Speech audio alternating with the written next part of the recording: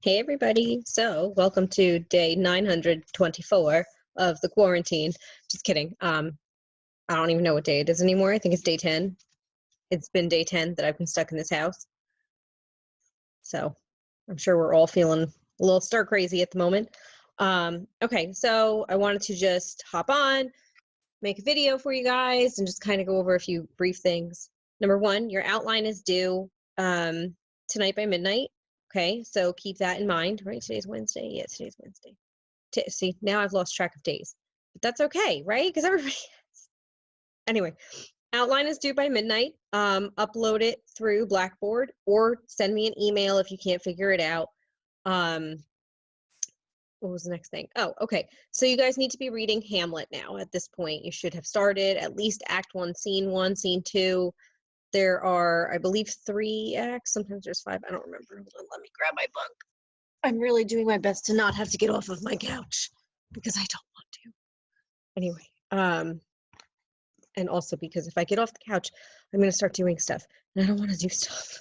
I'm super lazy today. How many acts are there? Act 2. Okay, all right. All right, I stand corrected. There's 5 acts, so I'm just an asshole. It's cool. You should begin reading it. You have an essay, a short essay due on Hamlet on Monday at midnight. Okay, Monday is the 30th. If these essays weren't absolutely necessary for the college, I would have gotten rid of them and had you focus solely on your research paper, but alas, that's not how it's working. So here we go. So something that actually didn't hit me until probably this year, Hamlet is exactly like The Lion King. Disney's The Lion King. Okay, there's an uncle, kills the dad so that he could be king. And then there's this kid that's just like, oh, I just can't wait to be king, but doesn't realize that that also means that he has to like murder somebody. Dumbass Simba. Anyway, so if you have a hard time interpreting Hamlet because it's Shakespeare, you could do 2 things. Watch Lion King, and you'll get a better understanding of it. Or read the No Fear version that has the translation. Okay, you can find that online under SparkNotes Shakespeare, or I think it's called No Fear Shakespeare. Hey, that rhymes. Shit. Anyway, so in the first scene of the first act, we get like, it starts off a little funny because it starts by talking about a ghost, an apparition. So 2 of our characters, I almost called them actors because it's play. So it's Bernardo and Horatio are standing guard, okay, and Marcellus. So they're standing guard, they're standing watch, walking around the tower, and they swear that there's a ghost. They saw this ghost. It's the dead king. And they're like, what's going on? So it appears a second time, and I believe it's Horatio tries to talk to it. Let me just look again. Yes, it's Horatio. Okay, so Horatio tries to talk to the apparition, and the apparition doesn't talk to him. So they decide they should tell Hamlet, the prince, because since they are convinced that it is the dead king's ghost, he would definitely want to talk to his son, Hamlet. Duh. Okay. Now, I know that this part is not so much in The Lion King, but that's okay. Sorry. I'm trying to like get all my stuff together too with this, and it's just not working out too well. Where is my thing? Why is this not? Sorry, I don't mean to be ignoring you guys, but now my computer is just not working out for me.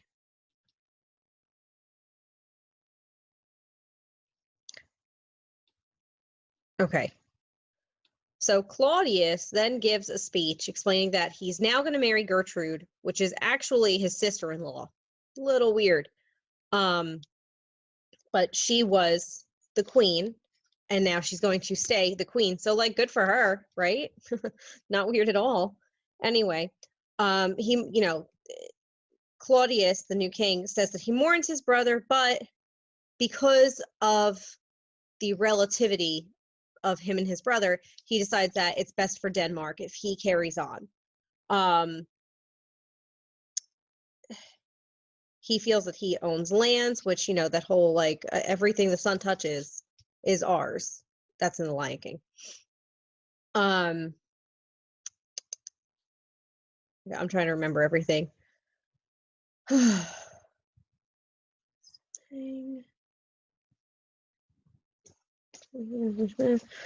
I wrote my notes and I just don't remember what I did. So that's cool. That's why I'm just looking at everything.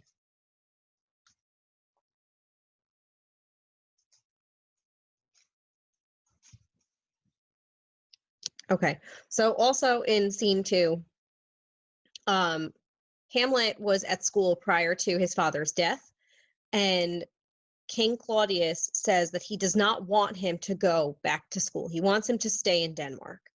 And now Gertrude, Hamlet's mother, agrees to this. However, Gertrude, we don't find this out until like way later in the play.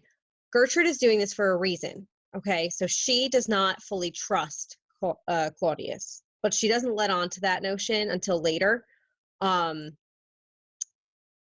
So it's just something to keep in the back of your mind, that she is aware of something. She just doesn't know what it is. So Hamlet agrees to stay, because why not? Hamlet also wishes that he could die, but he can't, because suicide is a sin. And we talked about this with Rowlandson's essay as well. So he's very upset that he can't just kill himself to be with his dad. Because he also doesn't really want to be stuck with King Claudius and his mom. Just bear with me. I'm looking at the text.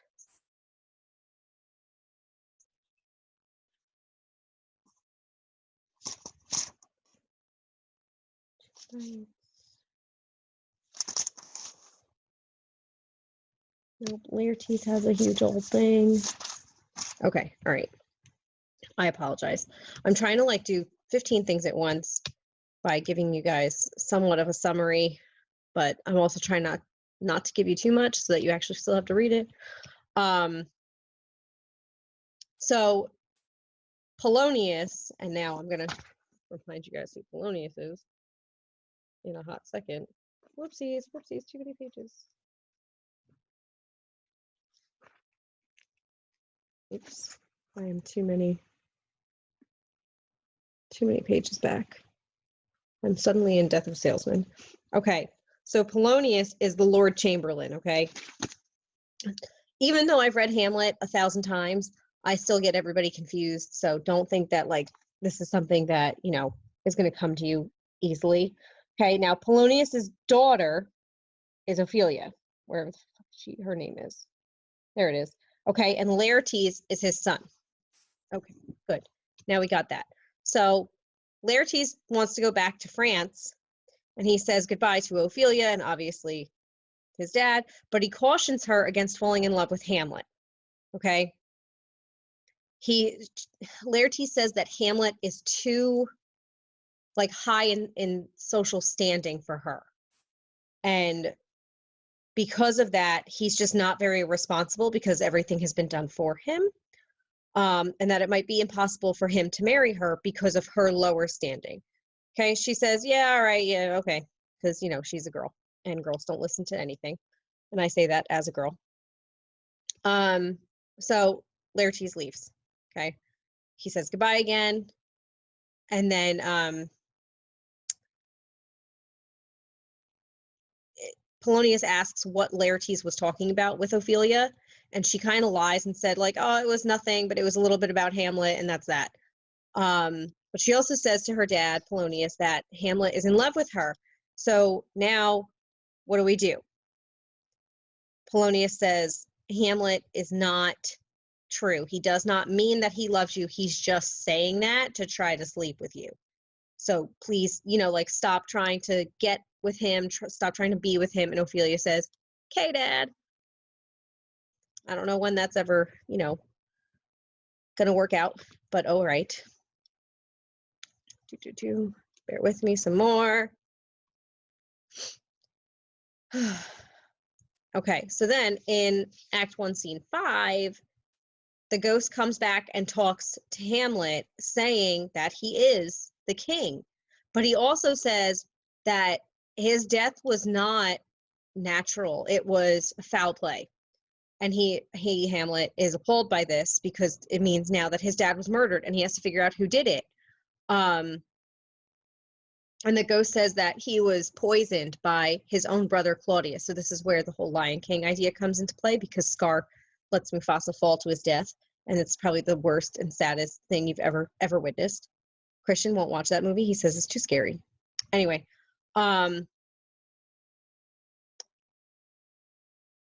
so the ghost then tells Hamlet that Claudius is corrupting Denmark and corrupted Gertrude.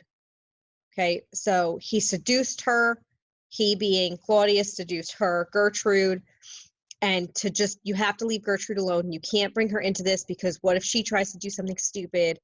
So just, kind of let her be, and now you know the truth.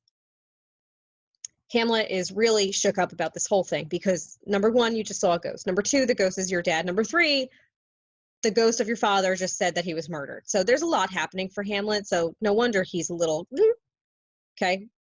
He tells them to pretend to be a madman.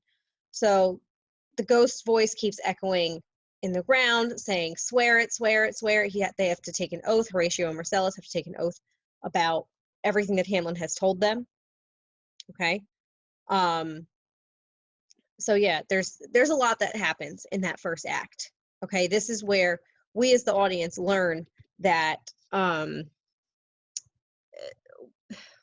we're given this knowledge of what has happened, along with Hamlet and now Horatio and Marcellus, that Claudius is not who he appears. Okay. He did not gain his kingdom, or his crown rather, by natural ways. Sorry, there was a hair in my mouth. He essentially took the crown from his brother because he said, you know what, screw you, I can do this better. So that's what happens. Okay, so you guys should try to read like Act 2, because there are 5 acts. So if you start tonight, you could be done by Sunday if you read an act a day, and then you'll be able to write your essay on whatchamacallit, on Monday. Now, let me just pull this up. I'm going to post a death clock for you as well. I know that sounds pretty morbid, but it is. About Hamlet, you're going to look at it as like a clock, okay, to see who dies and when. All right, but before I get to posting that, I want to go to this. Okay, bear with me. I'm going to share my screen. If I can figure out where the hell I am. There I am. Share. Here we go. Okay. All right. So here are your essay prompts to think of. You can find this under week 11 in course content. So think about the relationship with Ophelia. Okay. So Hamlet's relationship with Ophelia. What? Sorry, a student texted me. Okay. So does Hamlet truly love her? Does he not love her? Did he ever love her? Does he stop loving her? So that's something that you could talk about, is the love between Hamlet and Ophelia. All right, the next one, Rosencrantz and Guildenstern. There's a follow-up play called Rosencrantz and Guildenstern Are Dead. Okay, they do, shocking, spoiler alert, they die. Everybody dies. Whoops, spoiled that. Anyway, come on, Shakespeare. Of course everybody dies. Why does Shakespeare create roles like theirs? Okay, why give them a purpose? What purpose are they given? What purpose do they serve? Are they only there for comic relief, or do they serve a higher purpose? Okay, and how does, if they are there for comic relief or even a higher purpose, how does that help the plot of the play? How does it help it proceed? Okay, next thing, Hamlet's full of figurative language. How does Shakespeare use descriptive language to enhance the visual possibilities of stage production? So remember, when you write a play, or at least when Shakespeare would write a play, he would have to write it down with directions prior to it being a play at the Globe Theater. Okay, so they have to know how to take their cues, when to take their cues, where to take their cues. Okay, so how do these images that he gives us in his little descriptions prior to a scene starting, how does it help create that tension, the suspense, the fear, the despair? So for example, Act 1, Scene 1, we're told that they are outside the castle walls. They're kind of walking around to keep watch and to keep guard, but it's told that it's dark, it's a little dismal, it's wet, it's kind of raining, kind of foggy. So that helps to add to the idea of a ghost, because ghosts aren't just going to come out in like the middle of the day. So how does that add to these feelings that he creates for us? All right, next one is suicide is an important theme in Hamlet. Okay, like we just said, he says, I wish that it wasn't a sin. Now, this can be related to Rowlandson's idea of how suicide is a sin. And she uses her religion and her faith to get her through her captivity, but also says, wow, I could just die.